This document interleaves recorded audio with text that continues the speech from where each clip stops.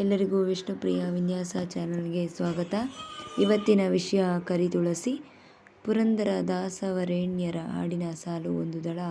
ಶ್ರೀ ತುಳಸಿ ಬಿಂದು ಗಂಗೋದಕವು ಇಂದಿರ ರಮಣ ದರ್ಪಿತ ಎನ್ನುತ್ತಾ, ಮನೆ ದೇಗುಲದ ಪೂಜೆಗೊದಗುವ ಶ್ರೀ ತುಳಸಿ ಅದ್ಭುತ ಹಸಿರು ಸಂಪತ್ತು, ಅಂಗಳದ ಲಕ್ಷ್ಮಿ, ಮನೆ ಮದ್ದಿನ ಸುವಸ್ತು, ರೋಗ ನಿರೋಧಕ ಶಕ್ತಿಯ ಆಗರ.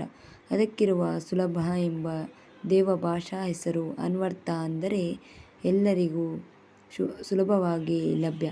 ತುಳಸಿ ಉಷ್ಣ ಎಂಬ ಭಾವನೆ ನಿಜ. ಆದ್ದರಿಂದಲೇ ಶೀತದ ತೊಂದರೆಗಳಿಗೆ ಕಡಿವಾಣ,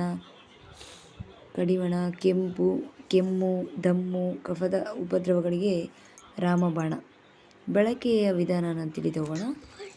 ಎಲೆರಸ ಜೇನಿನ ಸಂಗಡ ಮಕ್ಕಳಿಗೆ ನಕ್ಕಿಸಿದರೆ ಮಕ್ಕಳ ಕಫ ಕರಗಿ ಮೂಗು ಕಟ್ಟುವ ತೊಂದರೆ ಪರಿಹಾರವಾಗುತ್ತದೆ.